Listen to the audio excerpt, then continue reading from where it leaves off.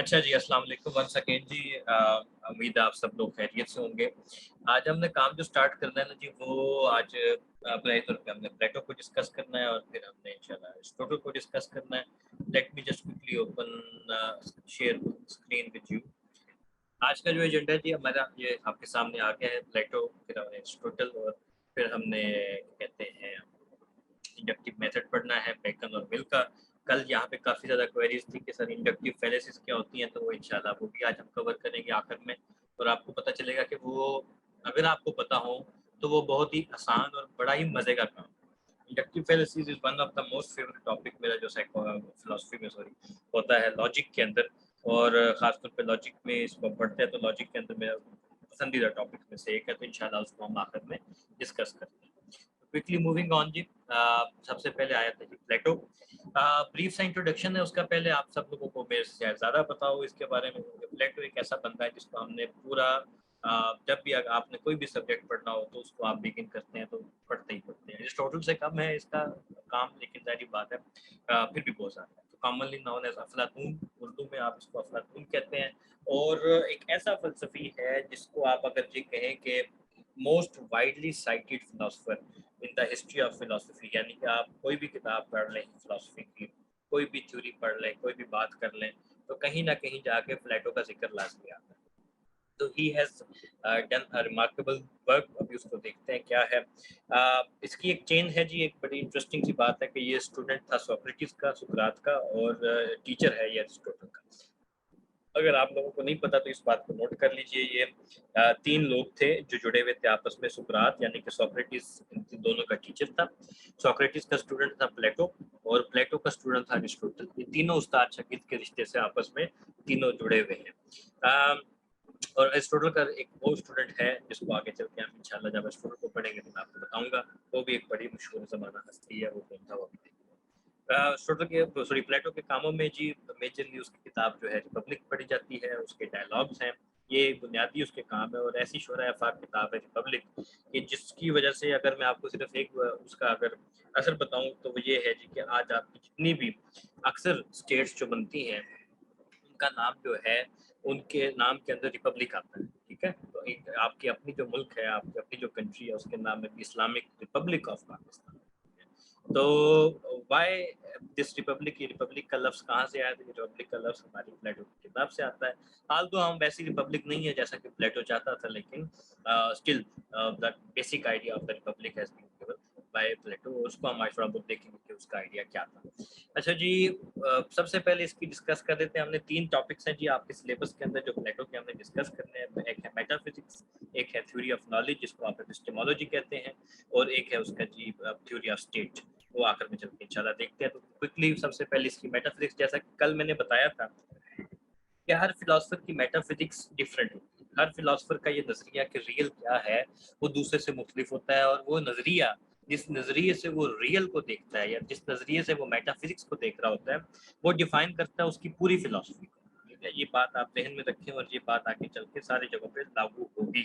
तो आपको ये बुनियादी बात पता होनी चाहिए। जो प्लेटो का जो फलसफा है मेटाफिजिक्स का, उसको कहते हैं डॉक्ट्राइन ऑफ आइडियाज। ठीक है जी, आइडियाज का डॉक्ट्राइन और क्या होता है अभी हम उसको पढ़ते हैं। और basically the basic notion of his philosophy of metaphysics, या मेटाफिजिक्स में जो उसका बेसिक नोशन है वो ये है कि जब वो कहता है जी कि जब सवाल होता है व्हाट इज रियल, तो जवाब है आइडियाज। ठीक है, तो आइडिया इज रियल या ideas are real, and that is the only perfect reality. ठीक है जी, इसके अलावा कुछ भी रियल नहीं है, सिर्फ आइडियाज रियल है और बाकी जो सब कुछ है वो क्या है, वो तीसरी चौथी लाइन में ये लफ्ज लिखा हुआ है, इमिटेशन।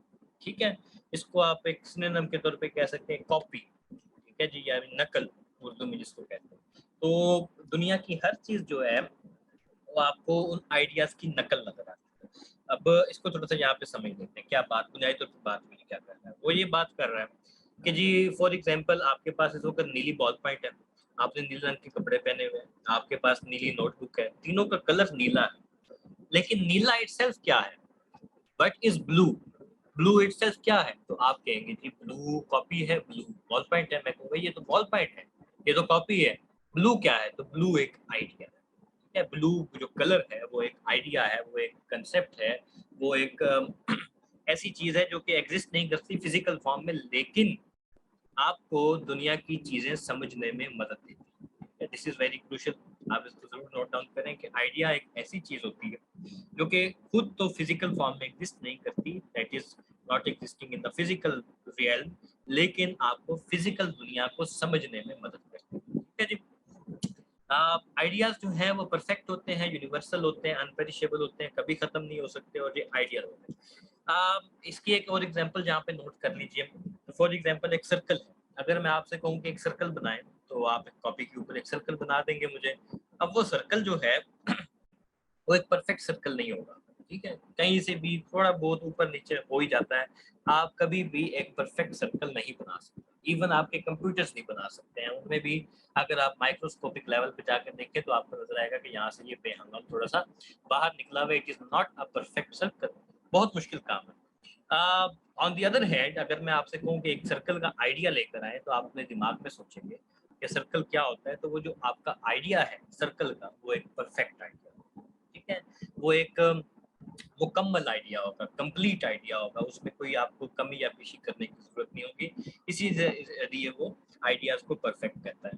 तो कोई भी दुनिया की चीज है, अगर मैं आपको कहूँ फॉर एग्जांपल सेब, एप्पल, आपको हो सकता है दुनिया में आज तक कोई भी परफेक्ट एप्पल ना मिला हो, ठीक है जी। बचपन में आप कॉपियों में एक एप्पल बनाते होते थे, जो कि एप्पल बड़ा जबरदस्त नजर आता है, लेकिन जब आप दुकान पे लेने जाते हैं तो वो एप्पल वैसा नहीं होता जैसा कि आपने दिमाग में सोचा होता था या बनाया होता था, ठीक है। क्यों? क्योंकि वो जो आइडिया था वो परफेक्ट था, और जो मटेरियल वर्ल्ड है वो इम्परफेक्ट वर्ल्ड है, और वो सिर्फ एक कॉपी है, ठीक है। अकॉर्डिंग टू प्लेटो वो सिर्फ एक इमिटेशन है, वो सिर्फ एक नकल है एक परफेक्ट वर्ल्ड की। तो this is how he moves on, और वो अपने आइडिया को एक्सप्लेन करने के लिए एक बड़ा जबरदस्त उसकी एक राइटिंग है, उसका नाम है एलेग्री ऑफ द केव।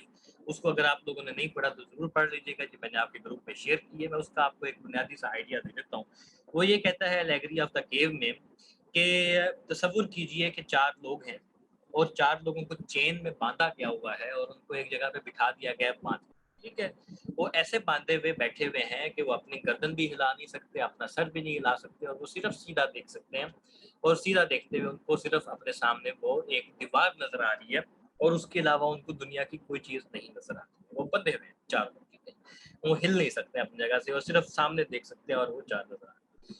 तो उनकी बैक साइड पे, यानी कि उनकी जहाँ पे पुश्त है, उनकी बिल्कुल पीछे एक केव के अंदर वो ज़ाहिर बात है बैठे हुए, तो उस केव का दरवाजा है, उस गार का दरवाजा है उनकी बैक साइड। अब उनकी बैक साइड पे जो दरवाजा है वहां से आ रही है रोशनी, ठीक है, उधर से जारी बात है, जब दरवाजा हो गार का, आप किसी गार के अंदर गए हो तो जो गार के अंदर रोशनी का वाहिद जरिया होता है वो उसका दरवाजा होता है या एंट्रेंस होती है, मोस्ट ऑफ द टाइम, ठीक है जी। तो गार के अंदर रोशनी आ रही है उनकी बैक साइड से। अब इसको जरा ज़हन में कंप्लीट पिक्चर बनाया, मैं इसकी तस्वीर भी इंशाल्लाह आपके ग्रुप में शेयर कर दूंगा, वो जो उसने बना के पेश की, उसने तो नहीं बनाई थी, लोगों ने बाद में उसको एक्सप्लेन किया हुआ। तो होता क्या है, वो जो आपको बैक पे बैक पे रोशनी आपके आ रही है, तो उस रोशनी के आगे से, यानी कि आपकी पुश्त के पीछे, और उस रोशनी के आगे से कुछ चीजें गुजरती हैं। लेट्स से एक ट्रायंगल गुजरता है, और एक सर्कल गुजरता है, और एक रेक्टेंगल गुजरता है, तो उसकी एक परछाई, उसकी एक रिफ्लेक्शन आपके सामने दीवार पे बनती है, जो दीवार आपको नजर आ रही है। तो वो जो दीवार है उसके ऊपर सिर्फ एक परछाई बनी है उस चीज की जो कि आपके पीछे मौजूद है, ठीक है जी। तो आप उस परछाई को देखते हुए कहते हैं कि ये रियल है। प्लेटो कहता है ये रियल नहीं है।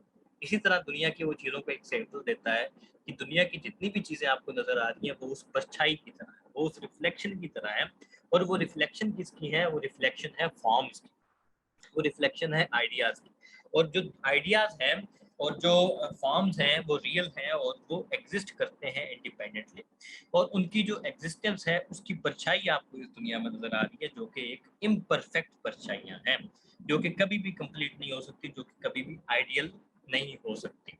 तो this is how through his allegory of the cave he explains his metaphysics की मेटाफिजिक्स उसकी बुनियादी तौर पे क्या है।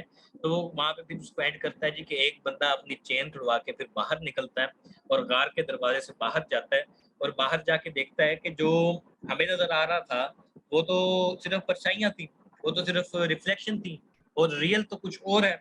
तो वो रियल जो है उसको जाके देखता है, जब सन को देखता है, पहले रोशनी को देखता है और रियल को देखता है, यानी कि फॉर्म्स को देखता है, आइडियाज को देखता है, और वो आके अपने बाकी दोस्तों को बताता है कि मैंने रियल को देखा है, जो आप देख रहे हो वो सिर्फ कॉपी है और वो उसकी सिर्फ एक इमिटेशन है। तो उसके दोस्त उसको मार देते हैं। ठीक है, this is how he ends this allegory of the cave. तो this is how he explains कि मेटाफिजिक्स क्या है। ठीक है, metaphysics in other words sum up करूं मैं इसको, तो ये है कि जो आइडियाज हैं वो रियल हैं, जो दुनिया है वो अनरियल है, वो सिर्फ आइडियाज की इमिटेशन है, वो सिर्फ आइडियाज की कॉपी है, वो सिर्फ आइडियाज की एक नकल है, और जो नकल होती है वो हमेशा इनकम्प्लीट होती है, और जो आइडियाज होंगे वो कंप्लीट होंगे या परफेक्ट होंगे। अच्छा जी, अच्छा मेटाफिजिक्स एक्सप्लेन करते हैं प्लीज, थोड़ा स्लो पढ़े। अच्छा ठीक है, ओके ओके हीरा, मैं इसको मेटाफिजिक्स आप ओवरऑल कह रही हैं या प्लेटो की मेटाफिजिक्स की बात कर रही हैं?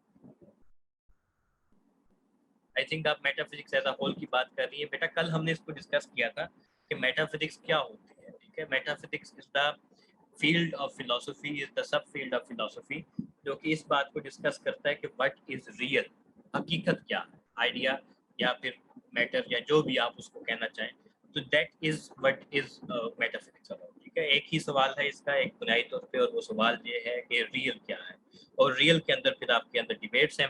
प्लेटो ये कहता है, जिसको अभी हम पढ़ रहे हैं, कि रियल जो है वो क्या कहते हैं, आइडियाज है। रियल जो है वो एक आइडियल वर्ड है, वो फॉर्म्स हैं, फॉर्म्स उसको नाम देता है, यानी कि आइडियाज को वो नाम देता है फॉर्म्स का, और वो आपकी रियल है। आई होप आपका सवाल हो गया होगा जवाब। अभी हम इसको मजीद आगे चल के पढ़ते हैं।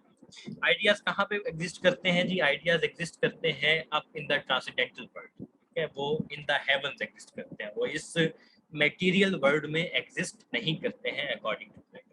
they exist in the world beyond us, in the world transcendental to us, in the world above us, और वो हमारे साथ उनका ताल्लुक कैसे है। फिर अब ये भी एक मजे की बात है कि अगर वो उधर एग्जिस्ट करते हैं तो उनका हमें पता कैसे। तो प्लेटो ये कहता है कि हर सोल, ठीक है, हर रूह जो है वो पैदा होने से पहले, उसको ये ध्यान से सुनिएगा, ये बड़ी एक ना इंटरेस्टिंग बात है, क्योंकि आपको फिर इसकी मुमासलत कहीं और भी मिलेगी, काम मिलेगी, वो बताऊंगा नहीं, वो आप खुद देखें।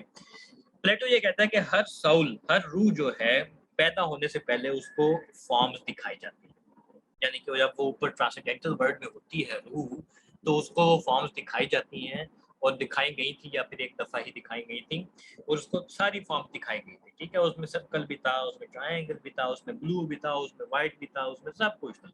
ठीक है, जितनी भी आप आइडिया सोच सकते हैं ना, वो सब उसको साउल को दिखा दिया गया। फिर साउल को भेज दिया गया जमीन के ऊपर। ठीक है, दुनिया में आके, इस मटेरियल वर्ल्ड में आके।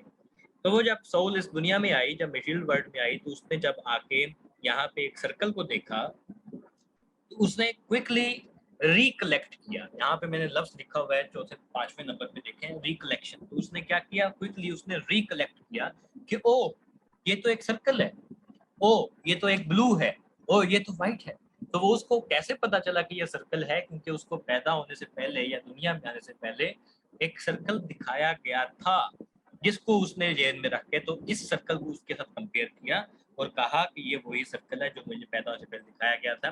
तो आगे चल के पढ़ते हैं अभी हम नॉलेज में जाके, बल्कि उसको लिख भी लें। तो वो कहता है प्लेटो कि ऑल नॉलेज, यानी कि जितना भी जो नॉलेज है, इज मेयर रिकलेक्शन, सिर्फ रिकलेक्शन होती है, यानी कि आपको चीजें जो आपने पहले से देखी होती हैं, आपकी सोल ने, आपकी सोल को पहले से पता होती हैं, वो सिर्फ उनको रिकलेक्ट करती है इस मटेरियल वर्ल्ड में आके थ्रू नॉलेज।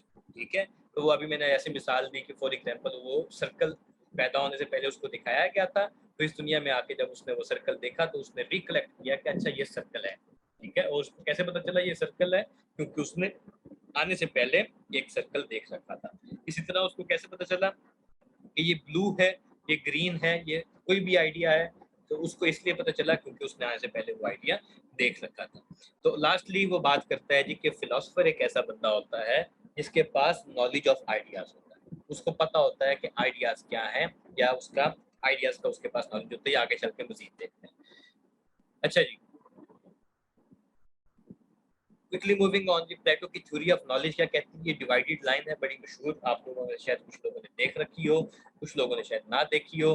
तो ये मैं इसको इंशाल्लाह आपके ग्रुप में भी शेयर कर दूंगा। ये डिवाइडेड लाइन बेसिकली आपकी थ्योरी ऑफ नॉलेज जो है प्लेटो की, उसकी समरी है कि वो कैसे सब इसकी एक्सप्लेन करता है कि वो क्या है। इसको एक एक करके अभी देख लेते हैं। कहता है प्लेटो कि जो सबसे पहला बुनियादी सेगमेंट है नॉलेज का, यानी कि जहाँ से नॉलेज स्टार्ट होता है, वो है कंजेक्चर्स। ठीक है, उसको वो नाम देता है कंजेक्चर्स का। और वो क्या है जी, उसके अंदर आ जाते हैं शेडोज, उसके अंदर आ जाते हैं रिफ्लेक्शन, उसके अंदर आ जाते हैं इमेजेस जो आप इस दुनिया में देखते हैं। तो जो रिफ्लेक्शन है यानी कि जो इमिटेशन है यानी कि जो कॉपी है चीज़ों की, उनको वो नाम देता है कंजेक्चर का। तो यहाँ पे पीछे डिवाइडेड लाइन में अगर हम देखें तो उसमें मिसालें उसने दी हुई हैं पेंटिंग की, स्कल्पचर की, शेडो की, रिफ्लेक्शन की, थिएटर की, फिक्शन, यूनिकॉर्न, ये सारी मिसालें मतलब उसमें उसने मेंशन की हुई हैं कि दीज आर द बेसिक, यानी कि जहाँ से नॉलेज स्टार्ट होता है। लेकिन ये क्या है, ये इम्परफेक्ट है। हमने आहिस्ता आहिस्ता ऊपर की तरफ जाना है, टॉप की तरफ जाना है, और फिर हम परफेक्शन की तरफ जाएंगे। वो अभी हम देखते हैं क्या होता है परफेक्शन क्या होता है। सेकंड सेगमेंट जो है जी, वो बिलीव्स कहलाते हैं। उनके अंदर बिलीव्स के अंदर आ जाता है mountains, trees, knowledge of sensible objects. ये सारे वो बिलीव्स हैं जो कि आपके इस दुनिया की चीज़ों के बारे में बनते हैं। फॉर एग्जाम्पल, अगर मैं आपसे पूछूं कि एक माउंटेन क्या होता है, तो you have a believe about a mountain जो आपने देख रखा हो कहीं पे। फॉर एग्जाम्पल, आपने माउंट एवरेस्ट देख रखा है, फॉर एग्जाम्पल आपने केटू देख रखा है, फॉर एग्जाम्पल आपने कई और माउंटेन देख रखा है, तो आप कहेंगे कि दिस इज अ माउंटेन। ठीक है ना? तो ये एक बिलीफ है आपका उस चीज के बारे में जो बन गया। ये सेकंड लेवल पे आता है, ये कंजेक्चर से ऊपर उठ के आता है और ये बिलीफ बनता है चीजों का। और ये बनता किसकी बुनियाद पे? ये बनता उन रिफ्लेक्शंस की बुनियाद पे जो आपको इस दुनिया में नजर आ रही है। इन दोनों को कंबाइन करके वो नाम देता है, यहाँ पे मैंने लिख भी दिया है, conjectures and beliefs fall under the category of opinion. इन दोनों को वो ओपिनियन का नाम देता है। अच्छा, तीसरा सेगमेंट जो इसका डिवाइडेड लाइन का है या थ्योरी ऑफ नॉलेज का है जी, उसको वो नाम देता है डिस्कर्सिव इंटेलेक्ट का। अब हम इंटेलेक्ट की तरफ जा रहे हैं, अब हम रैशनैलिटी की तरफ जा रहे हैं, अब हम रैशनल आइडियाज की तरफ जा रहे हैं। और इसके अंदर वो क्या इंक्लूड करता है? Knowledge about mathematical entities. ठीक है, for example numbers, for example lines, for example planes, triangles. ठीक है, तो क्या है नंबर 4, क्या है नंबर 3, क्या है नंबर 2, क्या है? तो ये बेसिकली मैथमेटिकल एंटिटीज हैं। और ये आपको कैसे पता चलती हैं? ये डिस्कर्सिव इंटेलेक्ट से पता चलती है। ठीक है, अकॉर्डिंग टू प्लेटो।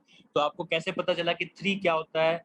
आपको ऐसे पता चला कि आपने अपने इंटेलेक्ट का इस्तेमाल किया, और इंटेलेक्ट को इस्तेमाल करते हुए आपने अपने 3 सामने ऑब्जेक्ट रखे, एक मोबाइल, दूसरा मोबाइल, तीसरा मोबाइल, तो आपने कह दिया दीज आर 3 मोबाइल्स। ठीक है, और वो 3 जो है वो सिर्फ मोबाइल के साथ नहीं जुड़ा हुआ। आप 3 हाउसेस भी कहते हैं, 3 कार्स भी कहते हैं, 3 बॉल पॉइंट्स भी कहते हैं।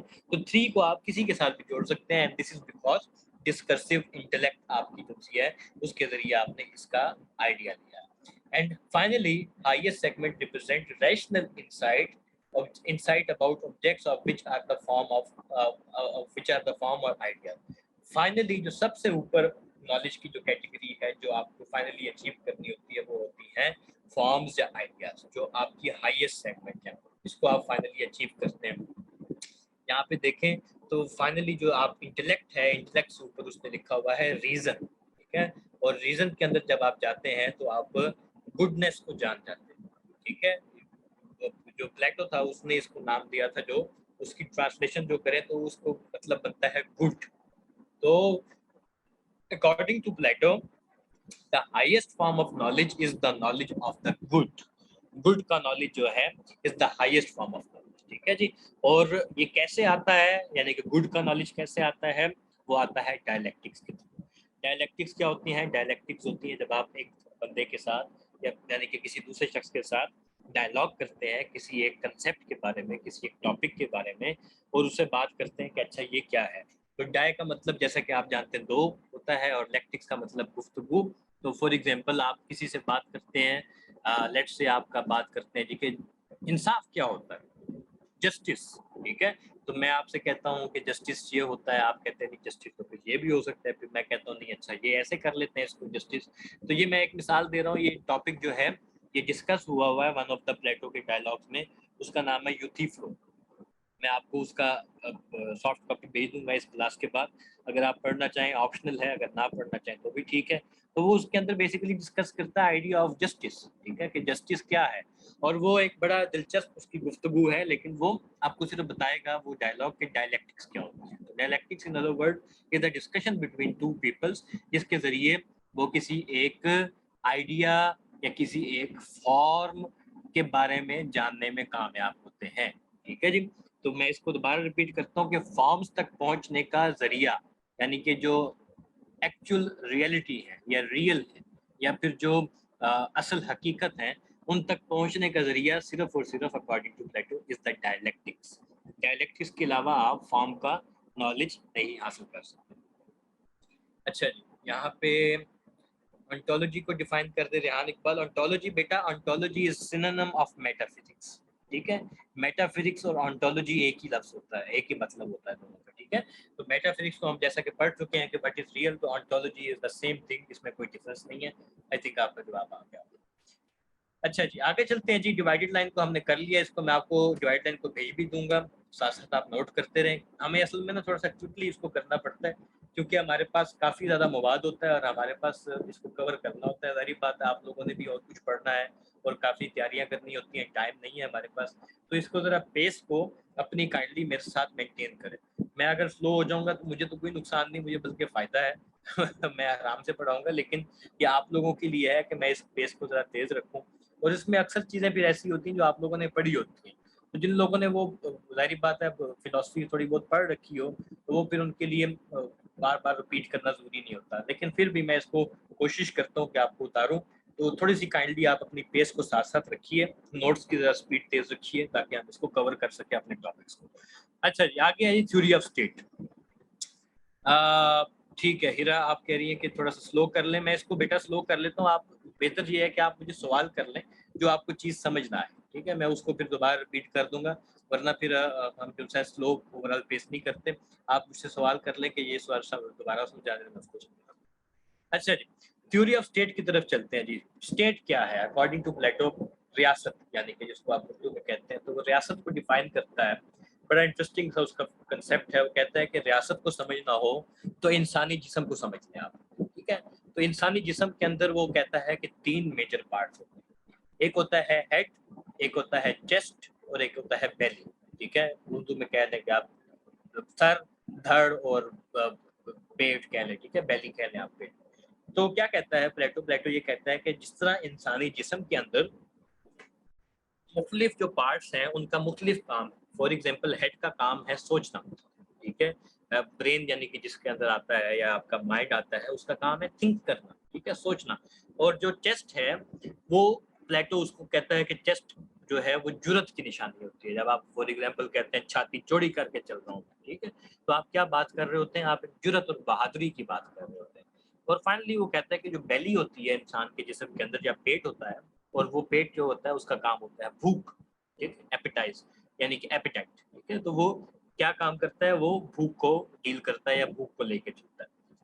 तो कहता है जी कि जैसे इंसान के जिस्म में ये 3 पार्ट्स हैं, इसी तरह सोसाइटी के अंदर भी 3 पार्ट्स होते हैं। ठीक है, सोसाइटी के जो लोग हैं, इन अदर वर्ड्स जो सोसाइटी के अंदर एस्टेट के अंदर रहने वाले इंसान हैं, उनको आप 3 किस्म की कैटेगरीज में डिवाइड कर सकते हैं।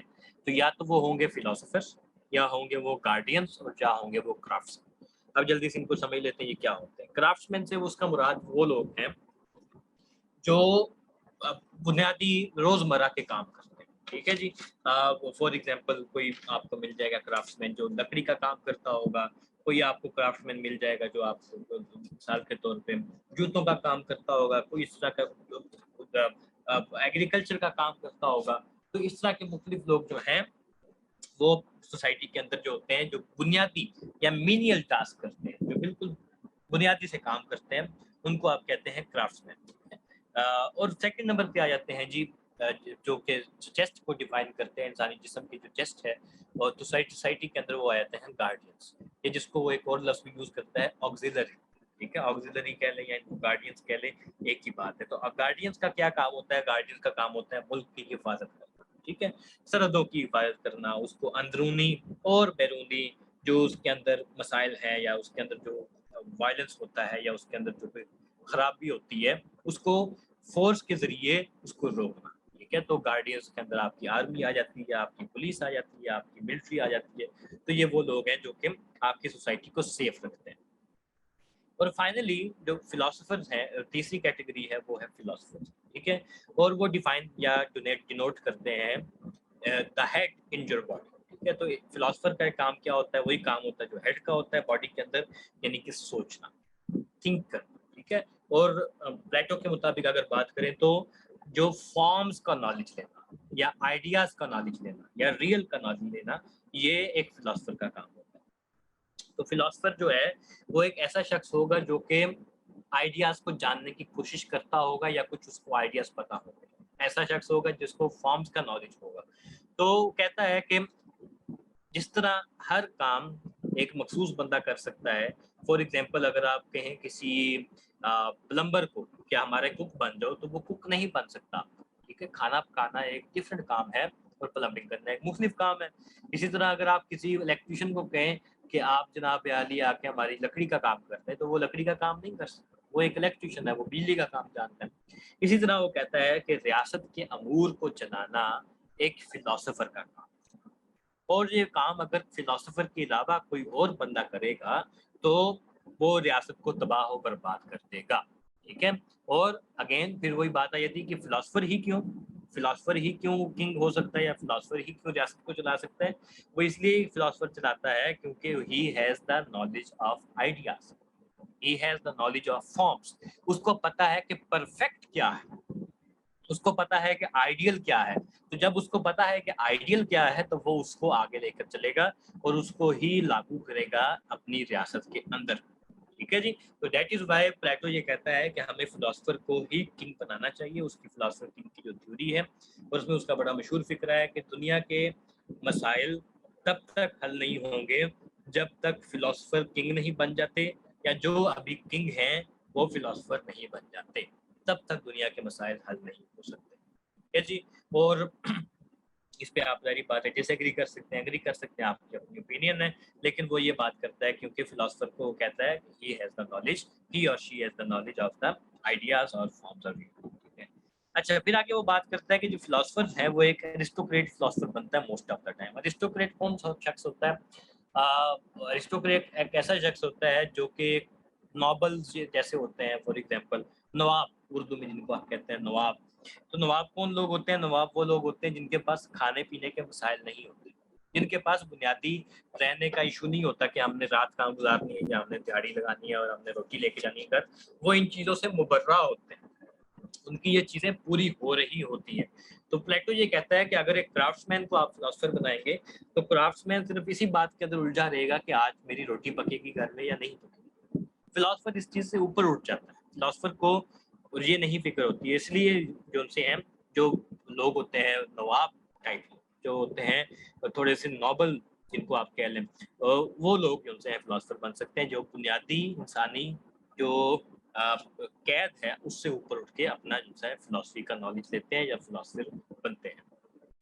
एंड फाइनली कम्युनिज्म का उसका आइडिया था जी, मैरिज के अंदर स्टेट की ये थ्योरी के अंदर से बात करता है।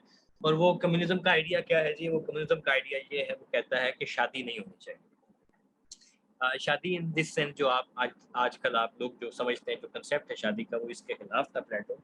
और वो ये कहता था कि शादी इस तरह से होनी चाहिए कि जो यूजिनिज्म इसको कहते हैं, बाय द वे, एक जो फिलॉसफी है, या उसका आपको अगर नाम पता है तो ठीक है, नहीं तो कोई बात नहीं। यूजिनिज्म ये कहती है कि जो सोसाइटी के अंदर परफेक्ट मेटिंग कपल, ठीक है, यानी कि फॉर एग्जांपल जो सबसे अक्लमंद और बाशऊर मर्द हैं और अक्लमंद और बाशऊर औरतें हैं, और साथ साथ वो जिस्मानी तौर पे भी तंदुरुस्त हों, दोनों मर्द और औरत, उनको आपस में मेटिंग करनी चाहिए, ठीक है। And there should be no marriage. और जो बच्चे पैदा हों उसके नतीजे में वो रियासत की जिम्मेदारी हो उसको संभालना, कोई पर्सनल बच्चा किसी का ना हो, ठीक है। यही कम्युनिज्म का उसका फलसफा था मैच के अंदर कि कोई किसी को पता ना हो कि मेरा कौन सा बच्चा है, सब बच्चों को वो इक्वली ट्रीट करेगा फिर इस लिहाज से। और सब बच्चे जो है वो एक इकट्ठे एक उसकी रिपब्लिक जो उसने बनाई थी वहां पे रहेंगे और उस रिपब्लिक के अंदर वो अपनी जिंदगी गुजारेंगे। तो this is his idea of communism in marriage. जाहिर बात आप इससे एग्री करें या डिसएग्री करें, वो आपकी अपनी मर्जी है, बट वो इस बात के खिलाफ था कि पर्सनलाइज्ड मैरिजेस नहीं होनी चाहिए। और पर्सनल जो उनसे खानदान का जो कंसेप्ट है उसकी वजह से जेलसी आ जाती है, उसकी वजह से कंपटीशन आ जाता है, उसकी वजह से खराबियां दूसरी आ जाती हैं। तो जो सा है अगर आप इसको खत्म कर देते हैं तो ये सिर्फ कम्युनिज्म का कंसेप्ट मैरिज में अगर इंट्रोड्यूस करवाएंगे तो इससे आपको खत्म हो जाएगा। और मैरिज इन फिलोसफी उसने ये कहा है जी कि कम्युनिज्म लिखा हुआ है यहाँ पे मैंने उसामा कि उसने कहा है कि मैरिज के अंदर कम्युनिज्म का कंसेप्ट होना चाहिए। कम्युनिज्म का कंसेप्ट चाहिए कि आउंड बाय एवरीवन, ठीक है। फॉर एग्जांपल जो बच्चे हैं वो सब आउंड करें, उनकी सब देखभाल करें, उनको कोई भी अलहदा से ना देखे। जी उसामा दोबारा पूछने क्या आपको समझ नहीं आई? अच्छा वो जो यूजनिज्म का मैं एक सेकंड आप शायद पूछ रहे हैं, मैं उसको लिख देता हूँ फिर आपको बेटा। मैं उसको ना आपको आपके व्हाट्सएप ग्रुप में भेज देता हूँ, चले इधर लिख देता हूँ क्योंकि वो लिखना पड़ेगा, यहाँ पे है नहीं। Let me just write it down as number 7।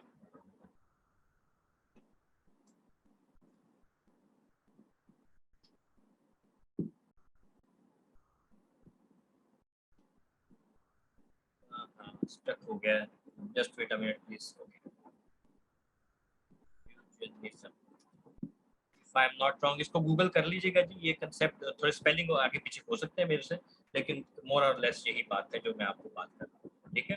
तो ये एक फिलोसफी की एक ऐसी ब्रांच है जो कि इस बात में बिलीव करती है कि आप बेस्ट जो पॉसिबल मेल है और फीमेल है उनको आप करें, ठीक है जी। मीटिंग आपस में करवाएं, आप सारी बात है। इसके ऊपर कुछ तजर्बे भी हुए हैं, वो आप हिस्ट्री पढ़ेंगे इस कंसेप्ट की तो आपको पता चलेगा कितना वो तजर्बे कामयाब हुए हैं और क्या ये वाकई रियल है कि नहीं, हो सकता है।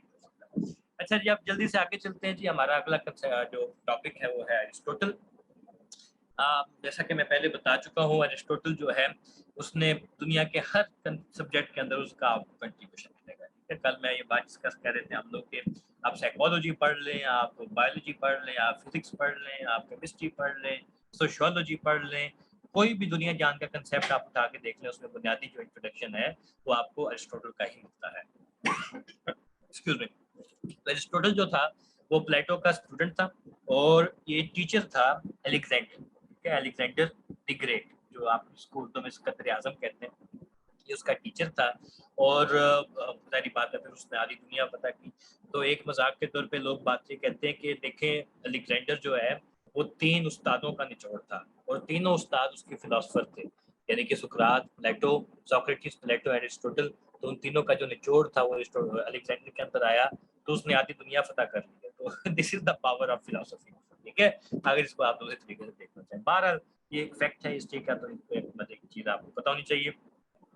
और इसने काम जो लिखे हैं जी एरिस्टोटल के बेशुमार काम है। मतलब अगर आपको मैं अगर सिर्फ उसके कामों के ऊपर आज लेक्चर दूं तो शायद आज का लेक्चर खत्म हो जाए, हमें उसके काम उसके इतने ज्यादा है उसके कामों का कवर ना कर सकें, बहुत ही ज्यादा उसने किताबें लिखी हैं।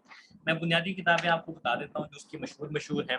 एक उसकी किताब है जी फर्स्ट प्रिंसिपल, ठीक है। फर्स्ट प्रिंसिपल जो किताब है ये उसने अपनी मेटाफिजिक्स उसने इसके अंदर लिखी है और ये तकरीबन 16 किताबों का मजमुआ है। ये कोई एक किताब नहीं है, ये तकरीबन 14 किताबों का मजमुआ है और सीरीज है, ठीक है। तो ये सीरीज ऑफ 14 बुक्स है, फर्स्ट प्रिंसिपल के नाम से उसने ये लिखी थी।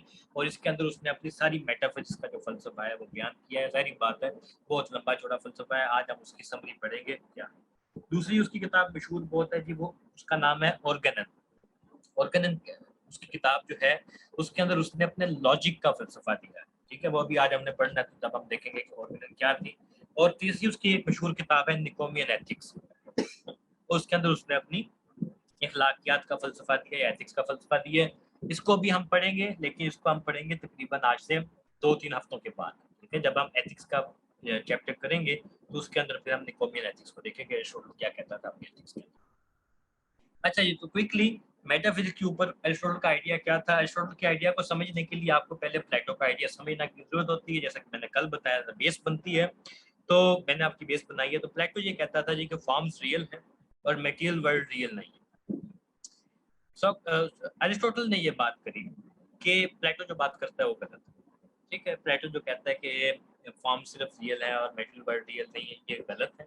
बल्कि दोनों ही idea as well as matter, ये दूसरी लाइन जो मैंने लिखी है, are inseparable. Idea without matter is nothing and matter can't come out of idea. दोनों ही रियल हैं और दोनों रियल इस तरह से हैं कि दोनों एक दूसरे के अंदर जुड़े हुए हैं। दोनों एक दूसरे से अलग नहीं है, ठीक है। फॉर एग्जाम्पल मैं अगर आपको कहता हूँ कि जी सामने एक बॉल है, बैट बॉल वाली बॉल, ठीक है, तो वो बॉल जो होती है वो क्या होती है, वो सर्कुलर होती है, ठीक है, most of the time circular ही होती है। कोई और अगर आप बेसबॉल की बॉल ले लें तो वो हो सकता है किसी और टाइप की, लेकिन सर्कुलर बॉल है, तो सर्कुलर बॉल है और सर्कल के अंदर वो है। अब क्या मैं ये कहूँगा कि सर्कल एक अलग से एग्जिस्ट करता है और बॉल का जो मैटर है वो अलग से एग्जिस्ट करता है? प्लेटो ये बात करता है। On the other hand Aristotle ये बात करता है कि ये दोनों ही इकट्ठे एग्जिस्ट करते हैं, को एग्जिस्ट करते हैं और दे आर इनसेपरेबल।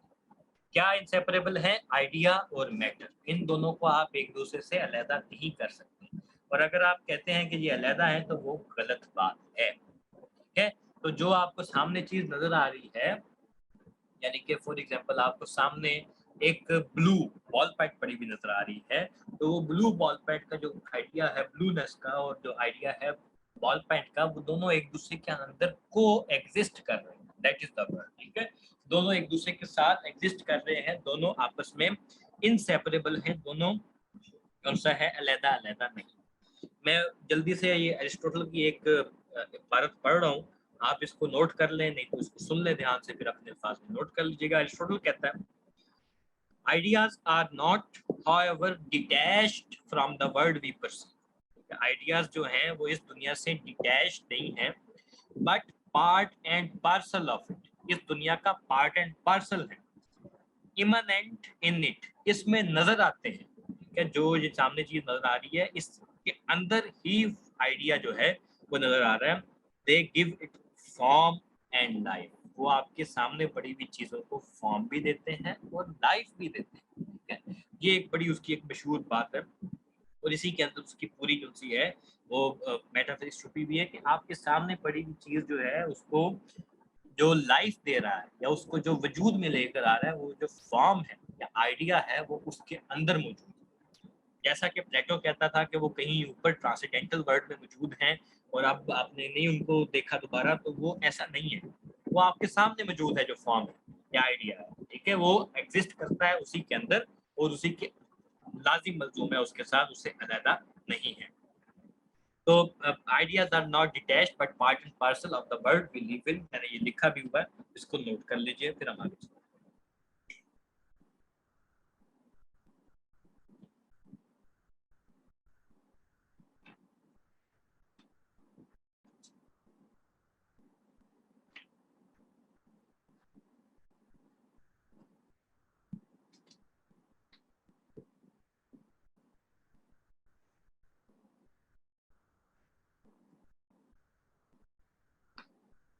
अच्छा जी, जल्दी से अब उसका क्रिटिसिज्म पढ़ लेते हैं। ये क्रिटिसिज्म क्या है? ये क्रिटिसिज्म उसने किया था प्लेटो के ऊपर, जो प्लेटो की थ्योरी ऑफ आइडियाज थी उसके ऊपर एरिस्टोटल ने अपना क्रिटिसिज्म पेश किया था। उसको एक एक पॉइंट करके आप नोट कर लीजिए।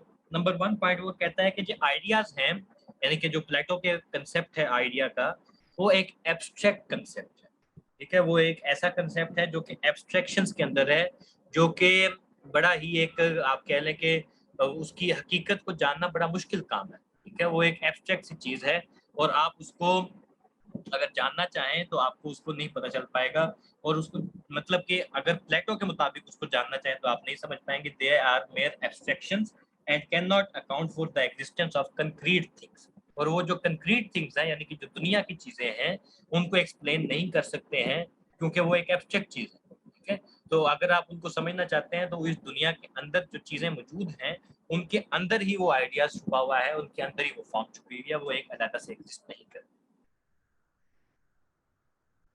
हिस्ट्री ऑफ वेस्टर्न फिलोसफी का बाय रसल से करना है जी, ये आप बिल्कुल कर लें उधर रसल से। मुझे आपके सवाल की फर्क थोड़ी समझ नहीं आई, दोबारा बेहतर करके पूछ लीजिए, मैं इसको तब तक कंटिन्यू करता हूँ। अच्छा, नंबर 2 क्रिटिसिज्म वो करता है कि जो आइडियाज हैं अकॉर्डिंग टू प्लेटो वो स्टैटिक हैं, वो रुके हुए हैं और इटर्नल हैं, ठीक है, वो मतलब ऐसे एग्जिस्ट करते हैं कि वो हमेशा ही एग्जिस्ट करते थे और हमेशा एग्जिस्ट करते रहेंगे। और अगर ये स्टैटिक और इटर्नल को अगर आप लेके चलें तो ये इस दुनिया के अंदर होने वाला चेंज, इस दुनिया के अंदर होने वाला मोशन, उसको एक्सप्लेन नहीं कर सकते हैं। तो फॉर एग्जांपल आप अगर बर्फ पकड़ते हैं, बर्फ एक सॉलिड फॉर्म में पानी होता है, तो वो लिक्विड कैसे बन जाता है, ठीक है, वो लिक्विड कैसे आ जाता है, और फिर अगर आप उसको भाप देते हैं, उसको अगर आप आग देते हैं तो वो जो लिक्विड है वो भाप कैसे बन जाता है। ये चेंज को अकॉर्डिंग टू जो सा है क्या कहते हैं प्लेटो, आप एक जो सा है एरिस्टोटल का ये क्रिटिसिज्म है कि आप इस चेंज को डिफाइन नहीं कर सकते, आप इस चेंज को एक्सप्लेन नहीं कर सकते अगर आप करना चाहें। प्लेटो एरिस्टोटल का टॉपिक किस बुक से प्रिपेयर करना है जी, बिल्कुल रसल से आप कर लें इसको बेटा, आप इसको बिल्कुल रसल से करेंगे, और जो मैंने आपको बुनियादी किताब लगाई है उसके अंदर सब कुछ मौजूद है, ठीक है? वो वही आपकी टेक्स्ट बुक है, और जो आपको ऑनलाइन बुक मैंने आपको रिकमेंड की है उसमें भी ये मौजूद है टॉपिक। अच्छा जी, नंबर 3 क्रिटिसिज्म क्या कहता है जी, 4 है टोटल, तो आप इसको जल्दी से कर लेते हैं। Ideas are posterior rather than prior to particular things and cannot therefore be used to explain them। तो वो ये कहता है कि अगर प्लेटो की बात मान ली जाए तो प्लेटो के मुताबिक तो आइडिया हमें इस दुनिया में आने से पहले पता चल गए हुए थे। तो ये कैसे हो सकता है कि चीज हमने अभी देखी नहीं है और हमें उस आइडिया का नॉलेज हो? ऐसे तो नहीं हो सकता।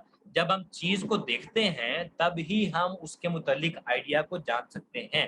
जब तक मैं अपने सामने पड़े हुए सर्कुलर गिलास को नहीं देखूंगा तो सर्कल को नहीं जान सकता, ठीक है? तो ये जो उसकी पोस्टीरियर का कंसेप्ट है, यानी कि आइडियाज को आपने पहले देख लिया था इस दुनिया में आने से पहले, ये एरिस्टोटल उसको कहता है कि वो गलत है, और अगर ऐसा हो तो आप जो शायद चीज़ों को नहीं जान सकते और आइडियाज को तो बिल्कुल भी नहीं जान सकते।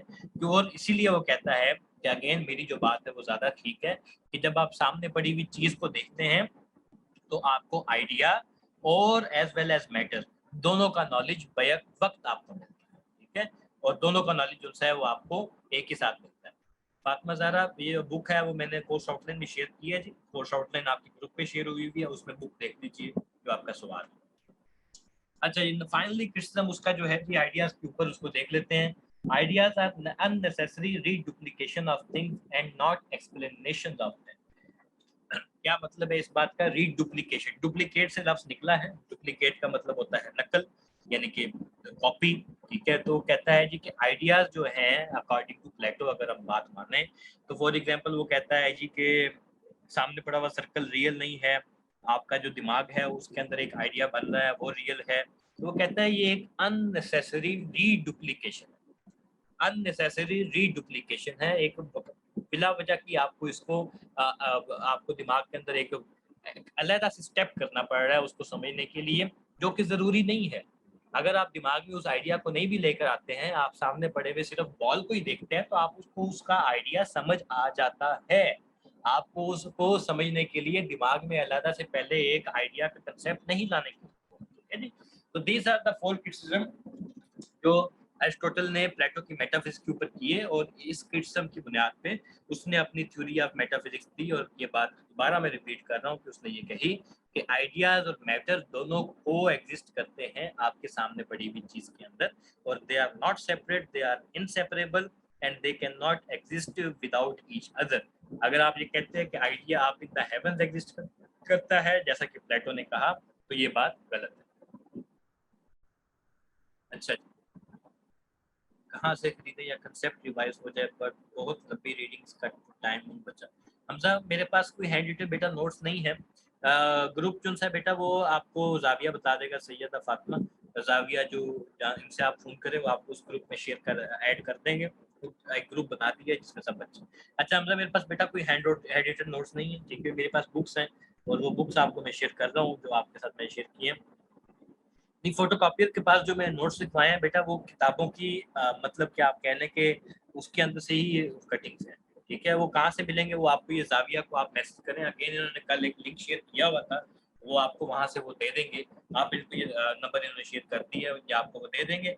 लेकिन बेटा आप इसको ना, मैं आपको ये कहूँगा कि अगर आप समझना चाहते हैं एक तो लेक्चर्स लें और किसी मुस्तनद किताब से पढ़ें, ठीक है? अच्छी किताबों से पढ़ें। रसल एक अच्छी किताब है, मैं कल इसके ऊपर डिटेल में डिस्कशन कर चुका हूँ। आप कल काइंडली कल जो हमारी डिस्कशन हुई है वो किसी से पूछें कि हमने क्या बातें की, कि नोट्स कहाँ से। चलें जी आगे चलते हैं जी। प्लेटो सॉरी एरिस्टोटल का अगला theory of knowledge, theory of knowledge के अंदर वो क्या कहता है? आप बुनियादी सी बात करता है, कहता है जी कि जो नॉलेज है वो उसका जो जरिया है या उसकी जो तरीक़ाकार है, किस तरीके से आपको नॉलेज आ सकता है, वो एक्सपीरियंस है। Experience is the only source of knowledge according to Aristotle.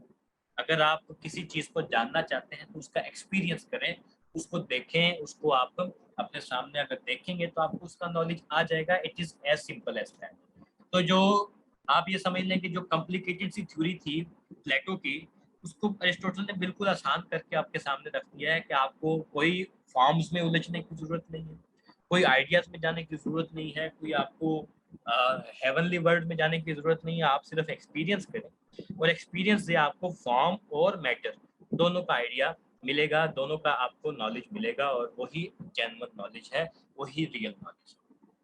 genuine knowledge lies in knowing what things are and why they can't be otherwise। ये बड़ा एक उसका मशहूर फिक्रा है और इसके ऊपर उसने एक पूरी लॉजिक की ब्रांच भी खोली है। मैं आपको थोड़ा सा ब्रीफ एक्सप्लेन कर देता हूँ। फॉर एग्जाम्पल वो ये कहता है कि हर चीज को डिफाइन करने के ना दो चीजें तरीकाकार होते हैं, मतलब दो तरीकों से हर चीज को डिफाइन किया जा सकता है और वो दोनों ही आपको फॉलो करने होते हैं। वो कैसे? वो कहता है जी कि हर चीज को डिफाइन करना हो तो पहले आप वो चीज के बारे में बताते हैं कि वो चीज क्या है। ठीक है। फॉर एग्जाम्पल मैं अगर आपसे कहूँ कि जी आप मुझे ये, मैं आपको कहूँ कि डॉग्स को डिफाइन करें, डॉग क्या होता है, कुत्ता क्या होता है, तो आप कहेंगे जी एक dog is a four legged mammal. ठीक है, फॉर एग्जाम्पल आप कहते हैं मैमल, मैं कहूँगा एक फोर लेग्ड मैमल। अच्छा, फोर लेग्ड मैमल तो फिर एक बियर भी होता है, ठीक है, रीच या कोई और भी चीज होती है। तो ये दूसरा पार्ट आता है एरिस्टोटल का यहाँ पे। वो ये कहता था कि आप जब किसी भी चीज को तब तक कंप्लीटली डिफाइन नहीं कर सकते जब तक आप उसको ये भी ना बताएं कि why they can't be otherwise. वो कोई दूसरी चीज नहीं हो, क्यों नहीं हो सकती? तो कुत्ता एक रीच क्यों नहीं हो सकता? तो फॉर एग्जाम्पल आप मुझे ये कहेंगे कि जी dogs are four leg mammals who can bark, जो भौंकता है, हु कैन हंट, ठीक है, और दो तीन आप उसकी और खसूसियात बताएंगे। Now this will be a complete definition of a dog. ठीक है, तो this is his philosophy of definitions by the way, कि आप किसी भी चीज को जब डिफाइन करना चाहते हैं तो आप दो चीजें बताते हैं उसके अंदर। एक चीज ये बताते हैं कि व्हाट द थिंग इज और why it can't be otherwise, ये कोई दूसरी चीज क्यों नहीं हो सकती। अगर आप इसमें से एक पार्ट भी मिस कर देते हैं तो आप उसकी डेफिनेशन को अधूरा छोड़ देते हैं और वो अधूरी डेफिनेशन अकेला है। ठीक है। अच्छा, आगे चलते हैं क्लासिफिकेशन ऑफ साइंसेस। उसने साइंसेस को जी चार कैटेगरीज में डिवाइड किया अरिस्टोटल के जमाने में। आज तो आपकी ये जो क्लासिफिकेशन है बिल्कुल मुख्तलिफ है, लेकिन उस वक्त उसने साइंसेस को इन चार कैटेगरी में डिवाइड किया है। सबसे पहली है लॉजिक, इसको अभी हम तफसील से पढ़ते हैं आगे।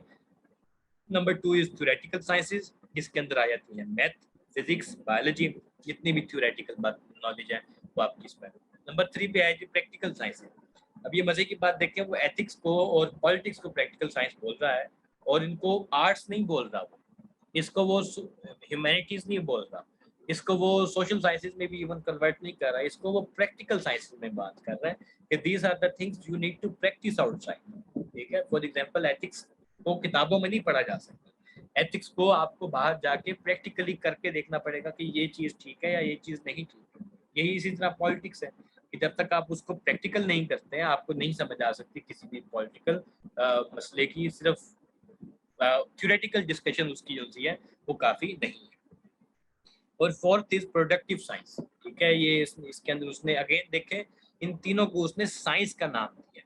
कहीं भी उसने लिटरेचर का नाम, सॉरी कहीं भी उसने ह्यूमैनिटीज का नाम नहीं दिया इनको, कहीं भी उसने इसको आर्ट्स का नाम नहीं दिया। ठीक है, इन तीनों को वो साइंस कहता है और वो इन तीनों को थ्योरेटिकल, प्रैक्टिकल और प्रोडक्टिव साइंस के अंदर डिवाइड करता है। प्रोडक्टिव साइंस के अंदर आ जाती है आपकी आर्ट और पोइट्री, इसके अंदर आप कोई चीज प्रोड्यूस कर रहे हैं, इसके अंदर आप कोई चीज पैदा कर रहे हैं, और वो जो कोई भी पीस ऑफ आर्ट हो सकता है, पीस ऑफ पोइट्री हो सकता है।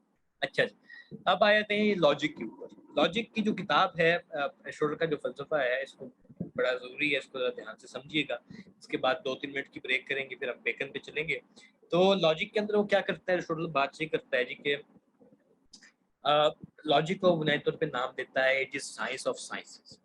ठीक है, तो कहता है कि अगर आप किसी भी दुनिया की साइंस को समझना चाहते हैं, प्रैक्टिकल साइंस है, थ्योरेटिकल साइंस है, प्रोडक्टिव साइंस है, तो आपको उन तीनों चीज़ों को समझने के लिए एक अलग से साइंस को समझने की जरूरत है, और वो है लॉजिक। लॉजिक को वो डिफाइन करता है ऐसे कि लॉजिक समझ लीजिए एक टूल है, एक औजार है, एक हथियार है, एक आपके हाथ में टूल मौजूद है। और अगर आपको वो टूल जब तक मौजूद ना हो तो आप कोई भी काम जो करना चाहे नहीं कर सकते। फॉर एग्जांपल अगर आप लकड़ी काटना चाहते हैं, आप कोई अगर इलेक्ट्रिशियन का काम करना चाहते हैं, कोई प्लम्बर का काम करना चाहते हैं, तो आपके पास कोई ना कोई हथियार, कोई ना कोई टूल मौजूद होना चाहिए जिसकी बुनियाद पे आप वो काम करें। ठीक है, यही वो मिसाल दे रहा है लॉजिक की, कि लॉजिक एक ऐसा टूल है जिसकी बुनियाद पे आप साइंसेस को डील कर सकते हैं। अगर आपके पास लॉजिक नहीं है तो आप साइंसेस को नहीं समझ सकते हैं अकॉर्डिंग टू अरिस्टोटल। इसकी जरूरत भी आगे चल के देखते हैं कि टूल की जरूरत क्यों है, वो भी आगे मिसाल के अंदर बात आ जाएगी।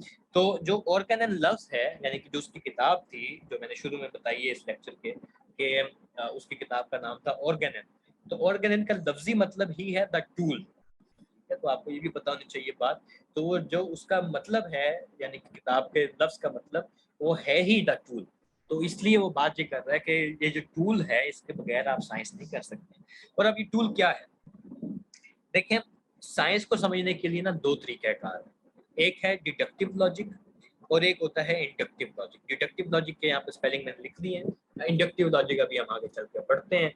तो एरिस्टोटल के ज़माने में ये बात करी जाती थी कि अगर आप साइंस को समझना चाहते हैं तो you need to be good in deductive logic. ठीक है, और अभी ये बात जो ना यहाँ पे इसको जरा ध्यान से समझें, क्योंकि अगर आप ये समझेंगे तो फिर आपको इंडक्टिव लॉजिक यानी कि हमारा अगला टॉपिक है वो समझ आएगा। तो वो ये बात करता था कि फॉर एग्जांपल आप अब जरा जहन में कंटेक्स्ट लेकर आए। कंटेक्स्ट क्या है? कंटेक्स्ट है डायलैक्टिक्स का। ठीक है जी, कंटेक्स्ट है बातचीत का। ये वो दौर है जब मैंने जैसे कल मिसाल दी थी, जब लोग प्रैक्टिकल जाके नहीं करते थे, बल्कि लोग आपस में बातचीत करके किसी एक मसले की गहराई तक पहुंचने की कोशिश करते थे। ठीक है, तो ये वो दौर था जब डायलैक्टिक्स होती थी, जब गुफ्तगू होती थी, जब लॉजिक का जब डायलॉग का इस्तेमाल होता था किसी एक मौजू को समझने के लिए। फॉर एग्जांपल अगर आपने जस्टिस समझना है तो जस्टिस को समझने के लिए आप डायलॉग करते थे। फॉर एग्जांपल अगर आपने नेकी क्या है, पाइटी, ठीक है, नेकी क्या है, तो नेकी को समझने के लिए आप एक डायलॉग करते थे। तो ये कहता था कि ये डायलॉग है, यानी कि जो डायलैक्टिक्स है, ये आप समझ रहे हैं एक साइंस है, और इस साइंस को करने के लिए आपको जो टूल की जरूरत है वो लॉजिक है जी। तो अगर आपके पास लॉजिक का टूल नहीं है तो आप इस डायलैक्टिक्स को नहीं परफॉर्म कर सकते। और वो लॉजिक के टूल की मिसाल देता है अपने इस एक क्लासिकल क्या कहते हैं सिलोजिज्म से, जो नीचे मैंने लिखा है। फॉर एग्जांपल मैं ये बात करता हूँ जी कि ऑल मैन आर मॉर्टल, तमाम इंसान फानी है। आप कहेंगे जी बिल्कुल ठीक बात कर रहे हैं, ऑल मैन आर मॉर्टल, सही बात है, तमाम इंसान मर जाते हैं एक ना एक तो फिर मैं दूसरी बात करता हूँ कि सोक्रेटिस इज अ मैन। ठीक है, तो सोक्रेटिस इज अ पर्सन, तो मैं फॉर एग्जांपल कहता हूँ अली इज अ पर्सन, या हमजा इज अ पर्सन, या सफी इज अ पर्सन। ठीक है, ये सोक्रेटिस इज अ मैन और अली इज अ मैन और हमजा इज अ मैन। ठीक है, तो मैं ये दो बातों की बुनियाद पे, ये दो बातें आप कहेंगे जी बिल्कुल ठीक कह रहे हैं, मैं इससे एग्री करता हूँ, बिल्कुल सही बात है, दोनों बातें बिल्कुल ठीक है। तीसरी बात पे मैं इसको डिड्यूस करूंगा, डिड्यूस यहीं से लफ्ज आता है डिडक्टिव लॉजिक का, यानी कि इन्फर करूंगा, यानी कि कंक्लूड करूंगा, यानी कि निकालूंगा या हासिल करूंगा। ठीक है, ये सारे लफ्ज आप इस्तेमाल कर सकते हैं कि देयरफॉर सोक्रेटिस इज मॉर्टल। ठीक है, तो हमें कैसे पता चला कि सोक्रेटिस मॉर्टल है? क्योंकि हमने ये लॉजिक का एक प्रोसेस फॉलो किया जिसको हम डिडक्टिव लॉजिक कहते हैं, और उसको हमने फॉलो करते हुए दो बुनियादी बातों के अंदर से एक तीसरी नई बात का पता चलवा दिया। ठीक है, एक तीसरी नई बात को हमने हासिल कर लिया, एक तीसरे नए नॉलेज को हमने हासिल कर लिया। तो ये कहता था एरिस्टोटल कि ये वो टूल है जिसके जरिए आप साइंस को कर सकते हैं उस वक्त, यानी कि जब वो बात कर रहा है। ठीक है, अब इसके ऊपर मजीद बात करते हैं। मैं आपके ये सवाल देख लूँ क्या है। अच्छा, सिलोजिज्म में आ रहा हूँ बेटा, उसके ऊपर सिलोजिज्म क्या है मैं उसके ऊपर आ रहा हूँ। तो सिलोजिज्म उस एग्जैक्टली मैं उसी के ऊपर आ रहा हूँ। सिलोजिज्म क्या होता है? सिलोजिज्म इस जो तीन लाइनों का आर्गुमेंट होता है, इसको सिलोजिज्म कहते हैं। ठीक है, ये एक सिलोजिज्म कहलाता है। ये मैंने यहाँ पे एक मिसाल उसकी लिखी हुई है। तो सिलोजिज्म एक ऐसा आर्गुमेंट होता है जो क्या दो प्रेमिसेस, यानी कि दो उसके अंदर बुनियादी बातें होती हैं और एक कंक्लूजन होता है, यानी कि जो आपकी तीसरी लाइन है ये कंक्लूजन है और दो उसकी प्रेमिसेस हैं। और इसकी मजीद टेक्निकलिटीज होती है, एक मेजर प्रेमिसेस होती है, एक माइनर प्रेमिसेस होती है। वो भी मैं आपको उस टेक्निकलिटीज में नहीं लेके जाता क्योंकि वो थोड़ा सा लॉजिक के अंदर चले जाएंगे बात। लेकिन आपको बुनियादी तौर पर पता होनी चाहिए कि syllogism is always a form of argument. Syllogism is a form of argument consisting of three lines ठीक है, जिसमें दो प्रेमिसेस होती हैं और एक कंक्लूजन होता है, और वो जो दो कंक्लूजन होता है वो दो प्रेमिसेस के नतीजे में निकलता है। ये बात लाजमी याद रखिए, सिलोजिज्म के अंदर जो कंक्लूजन होता है वो हमेशा उन दो प्रेमिसेस का नतीजा होता है, द रिजल्ट होता है, उसका अखज़ किया होता है, उससे इन्फर किया होता है, वो कोई बाहर से बात नहीं उठती। ठीक है, तो फॉर एग्जांपल इसीलिए फिर इसको आगे आप एक वैलिड और इनवैलिड के तौर पे चले जाते हैं। फॉर एग्जांपल मैं अगर आपसे ये बात करूं कि मैं कहता हूं all man are mortal, Socrates is a man, और फिर मैं तीसरी आपको कंक्लूजन निकाल देता हूं कि therefore I am president of United states of America, तो आप कहेंगे ये क्या वो फजूल बात, ठीक है, वो इसलिए फजूल लगेगी क्योंकि वो एक इनवैलिड आर्गुमेंट बन जाए। ठीक है, तो वैलिडिटी और इनवैलिडिटी आप लोगों का शुक्र करके वो फायदा पे आपके टॉपिक जो सिलेबस है उसके अंदर हिस्सा नहीं है। ये मेरे जो दोस्त होते हैं, भाई होते हैं केपीके से, उनके पीएमएस में ये लॉजिक एक पूरे 100 नंबर का पेपर होता है पीएमएस के अंदर। ठीक है, तो वो बेचारे काफी इसको तफसील से पढ़ते हैं, आपको बस इसको मोटे तौर पे जानने की जरूरत है कि ये बात क्या है। तो सिलोजिज्म इज दिस आर्गुमेंट जो कि आपको मैंने मिसाल के तौर पे दे दिया होगा। अच्छा, प्रेमिसेस, जी प्रेमिसेस बुनियादी सत्रों को कहते हैं। बिल्कुल ठीक है, आपने स्पेलिंग ठीक लिखे है इसके। प्रेमिसेस, ये दो पहली प्रेमिसेस हैं, all man are mortal, Socrates is a man, और जो तीसरा है ये कंक्लूजन है। आई होप आपको इसकी क्लैरिटी। अच्छा जी, आगे चलते हैं जी।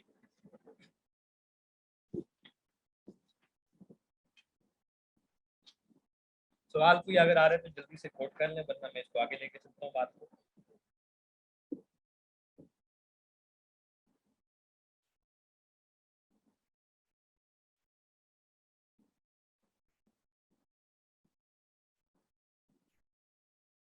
हाँ जी, तो बुनियादी तौर पे डिडक्टिव लॉजिक को बारे में जो उसका फलसफा है एरिस्टोटल का, वो ये कहता है कि you need to move from universals to particulars. ठीक है, आप यूनिवर्सल कौन सी बात है, यूनिवर्सल्स एक ऐसी बात होती है जो कि पूरी दुनिया में मानी जाती है। ठीक है, या एक ऐसी बात है जो कि सवाल जिसके ऊपर नहीं हो सकता, एक एक्सियम जिसको आप अंग्रेजी में कहते हैं AXIOM, एक्सियम होता है, एक सेल्फ एक्सप्लेन ट्रुथ होता है। ठीक है, उसको आपको एक्सप्लेन करने की जरूरत नहीं होती। तो for example all man are mortal, ये एक एक्सियम है, ये एक यूनिवर्सल ट्रुथ है, कायनाती सच्चाई है कि तमाम इंसान फानी है। मुझे आपको ये एक्सप्लेन करने की जरूरत नहीं है कि ये क्या है। ठीक है, तो ये बात करता है एरिस्टोटल के we need to move from universals to particulars. आप जब एक यूनिवर्सल बात को डिसाइड कर लेते हैं तो यूनिवर्सल बात के नतीजे में फिर आप पर्टिकुलर्स की तरफ जाते हैं, और उसके अंदर से फिर आप पर्टिकुलर्स निकालते हैं। पर्टिकुलर्स क्या है, इनफरादी मिसालें। तो इनफरादी मिसाल के तौर पे यहाँ पे है कि सोक्रेटिस इज अ मॉर्टल। ठीक है, तो ये एक अकेले सोक्रेटिस की बात हो रही है, और किससे निकाली गई है, तमाम इंसानों से निकाली गई है, यानी कि यूनिवर्सल से निकाली गई। अच्छा जी, mention one best book source of CSS philosophy. बेटा कल मैंने सिर्फ मोहम्मद उमर बात कर दी है, अब मैं दोबारा रिपीट कर देता हूँ, काइंडली आप उसको लेक्चर को देख लें, जिन लोगों ने नहीं मिले वो आप जाविया से भी पूछ लेंगे, आपको लेक्चर मिल जाएगा। कल मैंने बताया one best book is Bertrand Russell की इंट्रोडक्शन टू वेस्टर्न फिलॉसफी। ठीक है, history of western philosophy Bertrand Russell की है। इसको काइंडली कल के लेक्चर में आपने मिस किया, तो उसमें हमने ये सारी बातें कर ली। अच्छा, यूनिवर्सल से पर्टिकुलर की तरफ आपने जाना है, जैसा कि मैंने मिसाल दी है, ये आपके सामने आ गई है मिसाल, और ये सोक्रेटिस इज मॉर्टल की मिसाल दी है। और मूविंग ऑन, हाँ, फाइनली ये बात करता है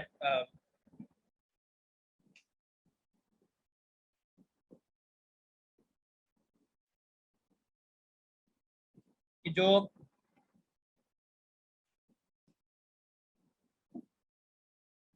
हाँ, बेसल एक्सियम्स या प्रिंसिपल, यानी कि जो मैंने अभी बात की यूनिवर्सल ट्रुथ की, एरिस्टोटल ये बात करता है are inherent in reason itself. वो रीजन के अंदर खुद ब खुद छुपे हुए होते हैं, उनको आपको बताने की जरूरत नहीं होती है, वो उसके अंदर लाजिम मलजूम शामिल होते हैं, वो एक उसका पार्ट एंड पार्सल होते हैं, किसका, यानी कि रीजन का। और जब आप उसको आप देखते हैं आप उस यूनिवर्सल को, तो आप ऑटोमेटिकली किसी भी एक पर्टिकुलर एग्जांपल को जस्टिफाई कर सकते हैं। तो फॉर एग्जांपल मैं अगर आपसे ये बात करूं कि मैं आपसे ये बात करता हूं कि जी भूखे को खाना खिलाना अच्छी बात होती है। ठीक है, फॉर एग्जांपल आई से दिस थिंग कि भूखे को खाना खिलाना अच्छी बात है, तो मैं कहता हूँ कि फॉर एग्जांपल पर्सन एक्स एक भूखा है, यानी कि वो एक हंग्री पर्सन है, तो आप कहेंगे पर्सन एक्स को खाना खिलाना अच्छी बात है। ठीक है, तो ये एक उसे कंक्लूजन निकाला। ये बिल्कुल बुनियादी सी मिसालें दे रहा हूँ मैं, स्पून फीडिंग आप कुछ समझ लें, ये समझाने के लिए कि लॉजिक है क्या, या डिडक्टिव लॉजिक है क्या, और डिड्यूस क्या होता है, यानी कि इसमें से बात। अच्छा जी, यहाँ तक समझ आ गई, तो अब हम अपने अगले टॉपिक पे चलते हैं जी, जो कि हमारा आज का अगला टॉपिक है, जो कि है इंडक्शन, और वो है बेकन का इंडक्टिव मेथड। ठीक है, अगर कोई सवाल है जल्दी से कर ले, नहीं तो मैं 1 मिनट में इसको स्टार्ट कर दूंगा, बेकन का इंडक्टिव मेथड।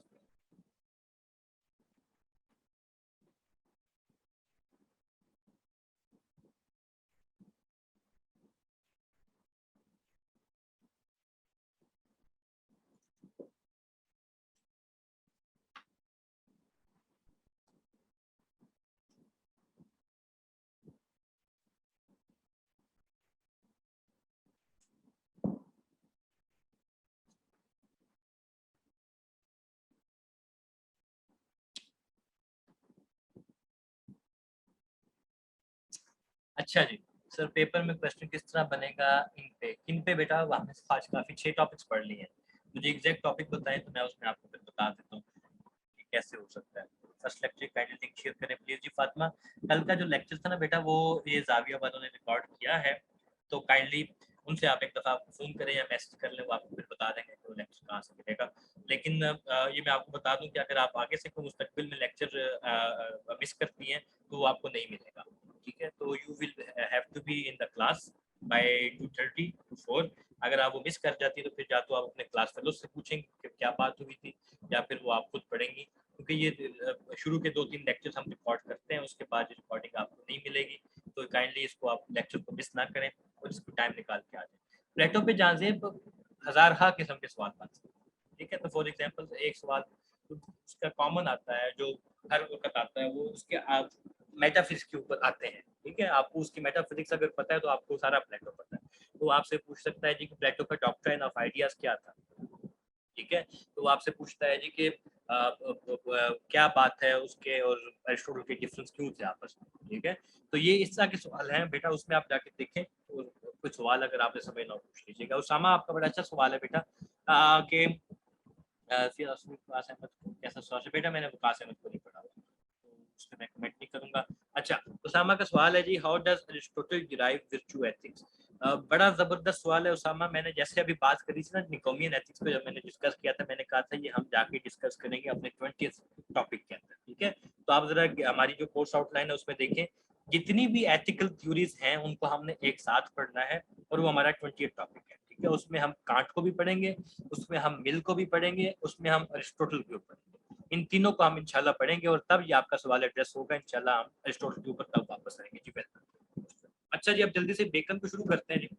बेकन जी आके उसने ऐसा डंडा फेरा, सबको मार मार के उसने ला के रख दिया। उसने कहा है ये क्या बकवास है, सीधी सी बात है। कहता है क्या क्या चीज बकवास है, कहता है डिडक्टिव लॉजिक। जी मोस्ट वेलकम। डिडक्टिव लॉजिक कैसा है, कहता है ये डिडक्टिव लॉजिक क्या है जी। डिडक्टिव लॉजिक कहता है कि आप एक बात करें, समझाएं मुझे, यानी आपके ज़हन में भी शायद ये क्रिटिसिज्म आया हो कि कैसे मुमकिन है कि पहले आप एक यूनिवर्सल बात को तय करें और उस यूनिवर्सल बात से फिर आप पर्टिकुलर को इन्फर करें।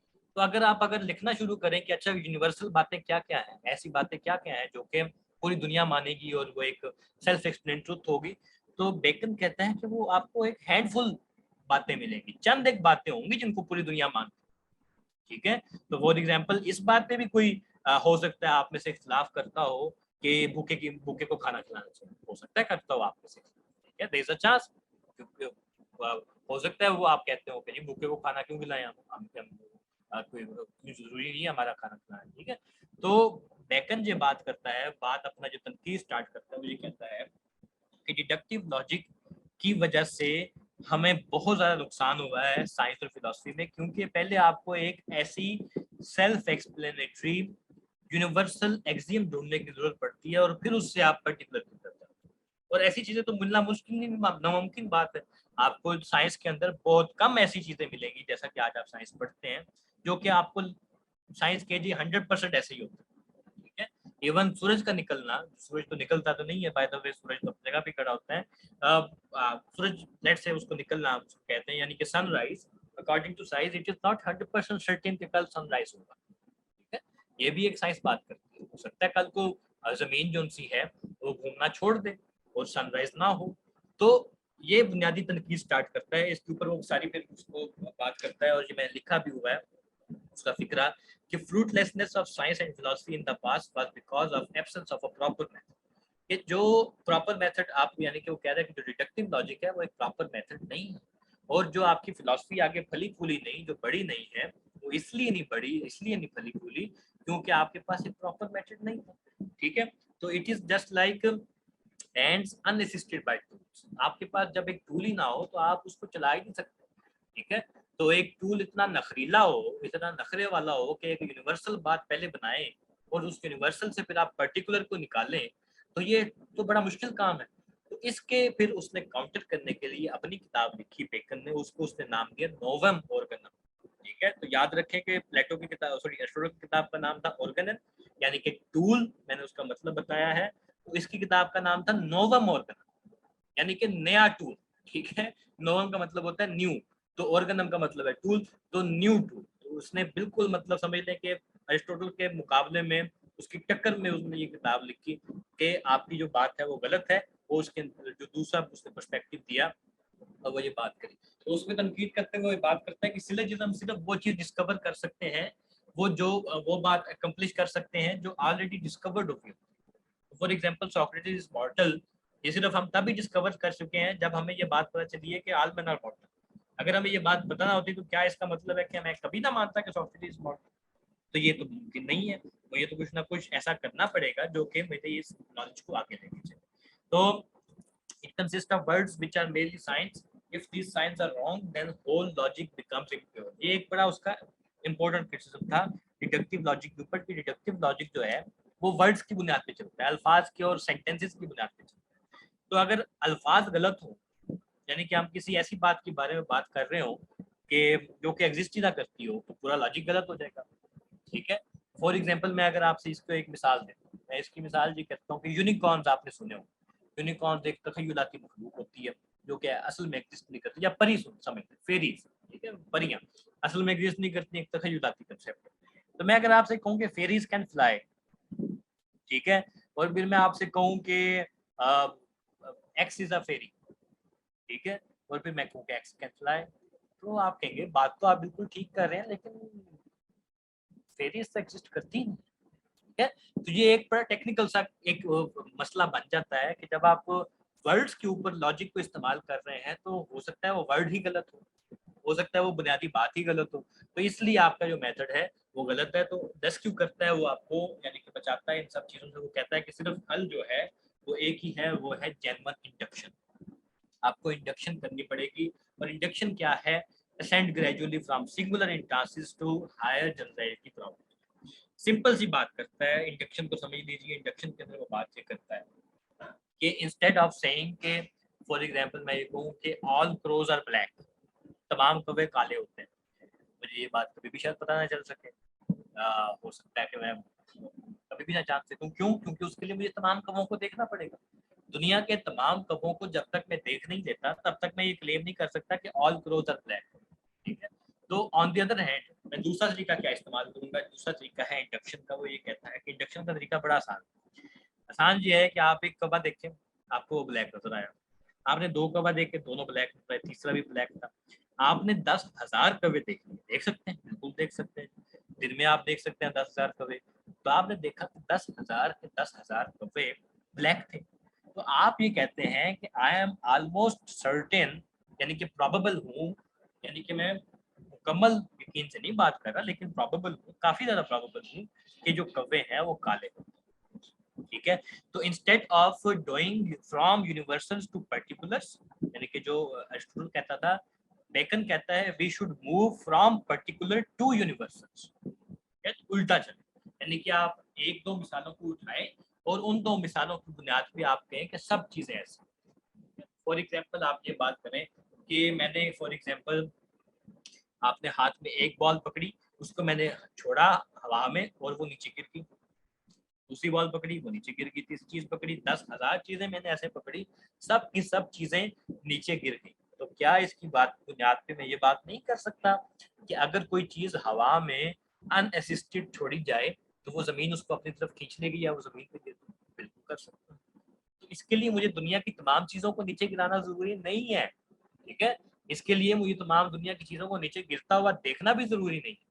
इसके लिए मुझे सिर्फ अगर 10,000 इंस्टांसेस भी या मिसालें भी ऐसे मिल जाएं जिसमें मैंने चीजों को नीचे गिराया और वो नीचे गिरी, तो मैं ये बात कह सकता हूँ कि ये ऐसा ही होगा मुस्तकबिल में भी, ठीक है। इसी तरह फॉर एग्जांपल वो बात करता है जी कि सूरज हमेशा वेस्ट से निकलता है, सॉरी ईस्ट से निकलता है, ठीक है।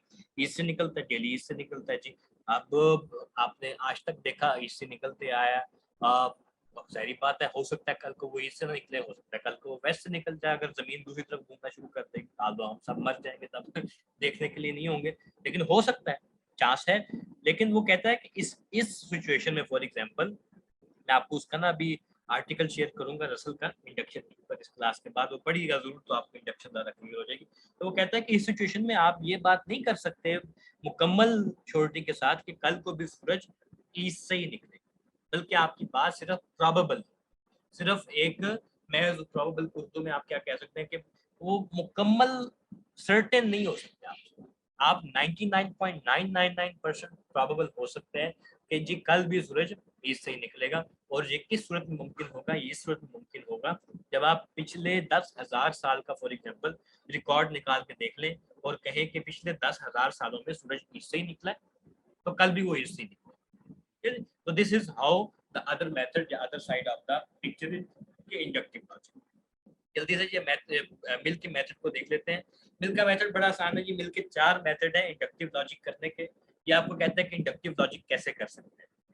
तो पहला मेथड जो है वो मेथड ऑफ एग्रीमेंट कहलाता है। ये मैं आपको स्क्रीनशॉट जो है क्लास के बाद आपके ग्रुप में शेयर कर देता हूँ कि मैंने निकाल के रख लिए थे, आज मैं आपको ग्रुप में शेयर कर दूंगा। वो ये कहता है मेथड ऑफ एग्रीमेंट के अंदर कि ABCD occur together with WXYZ, ठीक है, एक लाइन। दूसरी लाइन ये कहता है AEFG occur together with WTUY।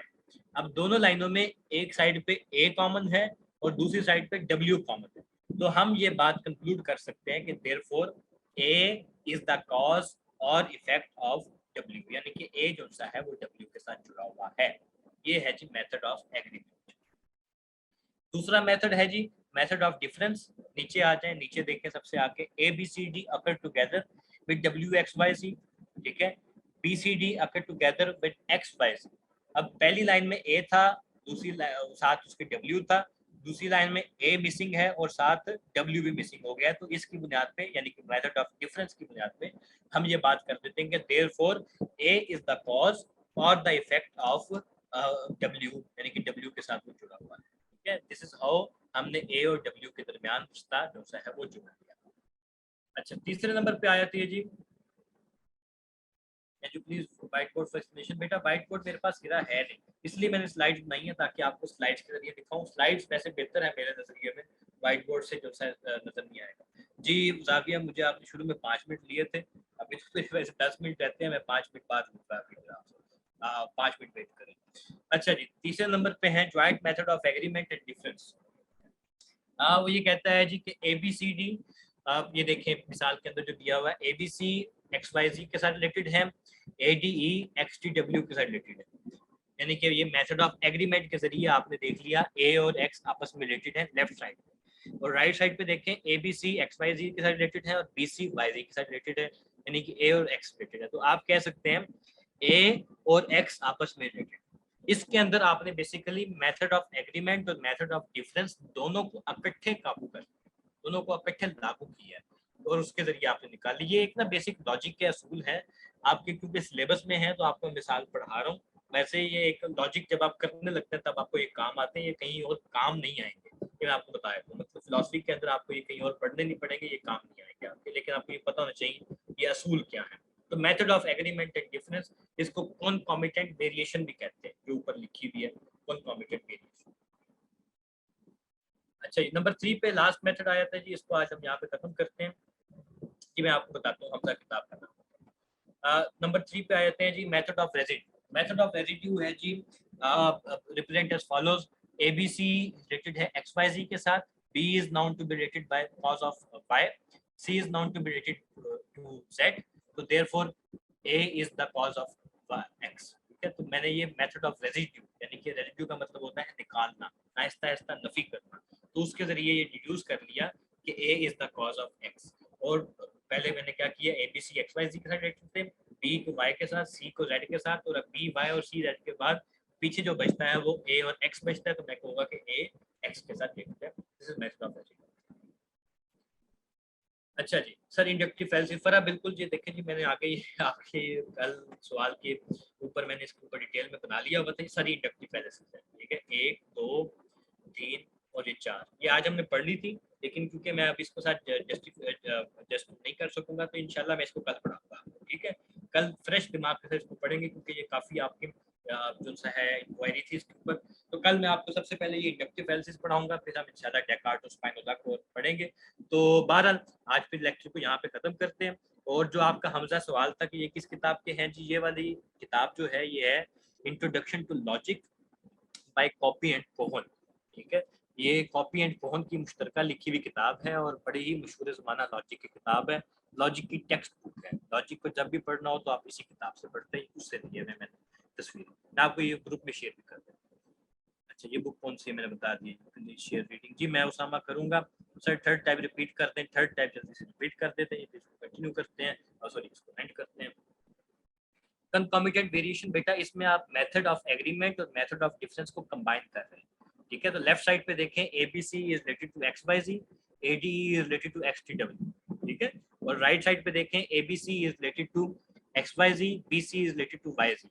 Left side sorry right side जो सी है वो मेथड ऑफ डिफरेंस है, और लेफ्ट साइड जो सी है वो मेथड ऑफ एग्रीमेंट है। इस दोनों की बुनियाद पे आपने A को X के साथ रिलेट कर दिया, this is method of concomitant variation. चलिए जी यहाँ पे एंड करते हैं, आपके अगले लेक्चर का वक्त हो गया जी। बेकन कंप्लीट हो गया, बेकन का हमारा जो टॉपिक था ना वो इंडक्टिव लॉजिक था। ठीक है, बेकन कंप्लीट नहीं हुआ, बेकन के और भी टॉपिक है, लेकिन आपके सिलेबस में सिर्फ इंडक्टिव लॉजिक है, तो मैंने सिर्फ उसका इंडक्टिव लॉजिक पढ़ाया है। टेक्स्ट बुक टॉपिक बताएं, वैसे वाइज बताएंगे, लॉजिक वाली बुक ऐसे इजी रिटर्न है जैसे। बेटा लॉजिक की किताब बड़ी अच्छी है, अगर पढ़ना चाहते हैं ठीक है, अगर आप पढ़ना चाहते हैं जरूर पढ़ें, लेकिन वो आपके लिए मोस्टली इररेलेवेंट चीज़ है उसमें। ठीक है, वो आपके सिलेबस से ताल्लुक नहीं है, तो मैं जो ताल्लुक है वो आपको शेयर कर रहा हूँ, उसके स्क्रीनशॉट्स वो आप पढ़ना। ठीक है, चलिए जी, अपना ख्याल रखें, ग्रुप के अंदर कोई बात हो तो शेयर करें, ग्रुप के अंदर शामिल हो जाए, मैं उसके अंदर सारी चीज़ें भेज रहा हूँ। इंशाल्लाह कल मुलाकात होगी। अल्लाह हाफिज़।